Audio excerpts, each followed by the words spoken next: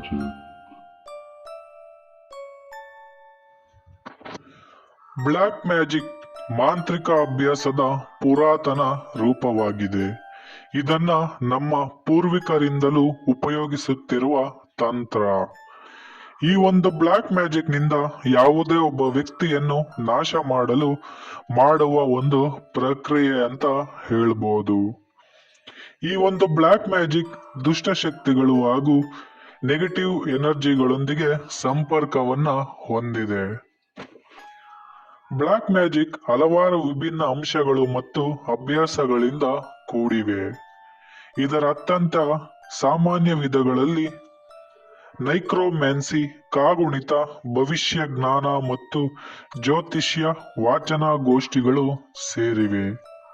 ಅಪೇಕ್ಷಿತ ಫಲಿತಾಂಶವನ್ನ ಸಾಧಿಸಲು ಕೆಲವು ಚಿಹ್ನೆಗಳು, ಆಚರಣೆಗಳು ಅಥವಾ ದೇವರುಗಳು ಹಾಗೂ ಆತ್ಮಗಳ ಆವಾಹನೆಯ ಬಳಕೆಯನ್ನ ಒಳಗೊಂಡಿರುವ ವಿದ್ಯುಕ್ತವಾದ ಮ್ಯಾಜಿಕ್ ಅನ್ನ ಸಹ ಒಳಗೊಂಡಿದೆ.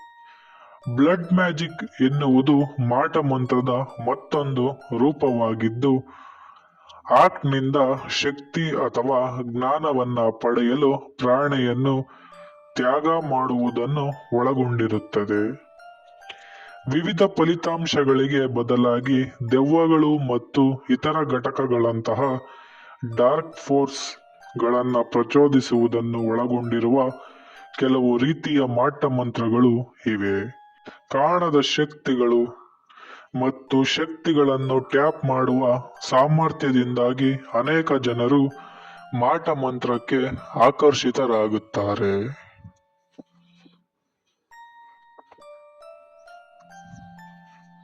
ಇಂತಹ ಬ್ಲ್ಯಾಕ್ ಮ್ಯಾಜಿಕ್ ಅನ್ನ ಬಳ್ಳಾರಿಯ KMF ಕಚೇರಿಯವರೆಗೆ ಬ್ಲ್ಯಾಕ್ ಮ್ಯಾಜಿಕ್ ನ ಕೃತ್ಯ ಬಯಲಾಗಿದ್ದು, ನೌಕರರು ಬೆಚ್ಚಿ ಬಿದ್ದಿದ್ದಾರೆ.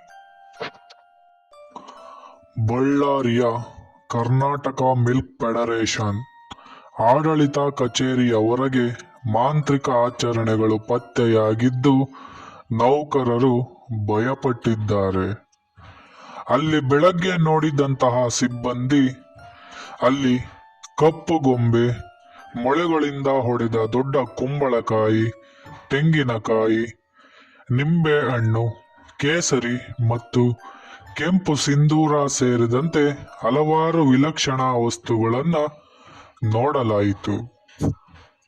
ಈ ವಸ್ತುಗಳನ್ನ ಕಚೇರಿಯ ಪ್ರವೇಶದ ಬಳಿ ಜೋಡಿಸಲಾಗಿದೆ. ವರದಿಗಳ ಪ್ರಕಾರ ಆಚರಣೆಯು ಸಂಕೀರ್ಣವಾದ ವ್ಯವಸ್ಥೆಗಳನ್ನ ಒಳಗೊಂಡಿತ್ತು.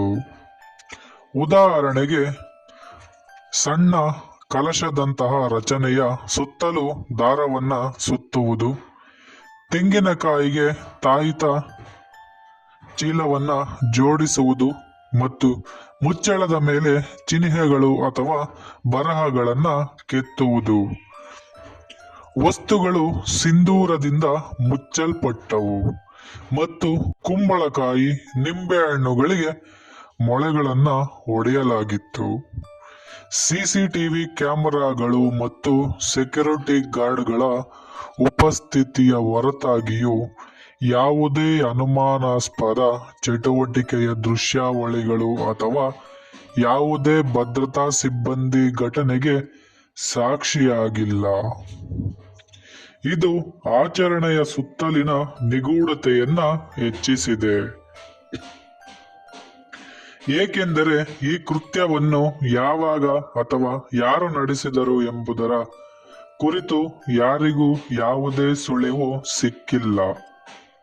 ಈ ಘಟನೆಯು ಆಚರಣೆಯ ಹಿಂದಿನ ಸಂಭವನೀಯ ಉದ್ದೇಶಗಳ ಬಗ್ಗೆ ಪ್ರಶ್ನೆಗಳನ್ನ ಹುಟ್ಟುಹಾಕಿದೆ. ಆರ್ಥಿಕ ನಷ್ಟದಿಂದ ಸಂಕಷ್ಟದಲ್ಲಿರುವ KMF ಇತ್ತೀಚೆಗೆ 50 ಉದ್ಯೋಗಿಗಳನ್ನ ವಜಾಗೊಳಿಸುವಿಕೆಗೆ ಶಾರ್ಟ್ ಲಿಸ್ಟ್ ಅನ್ನ ತಯಾರಿ ಮಾಡಲಾಗಿದೆ. ಈ ಮಾಟ ಮಂತ್ರವು ಹಣಕಾಸಿನ ತೊಂದರೆ ಮತ್ತು ಉದ್ಯೋಗ ಕಡಿತದ ಬಗ್ಗೆ ಅಸಮಾಧಾನದಿಂದ ವರ್ತಿಸುವ ಅತೃಪ್ತ ನೌಕರರ ಕೆಲಸವಾಗಿರಬಹುದು ಎಂದು KMFನ ನಿರ್ದೇಶಕ ಪ್ರಭುಶಂಕರ್ ಅವರು ಹೇಳಿದ್ದಾರೆ.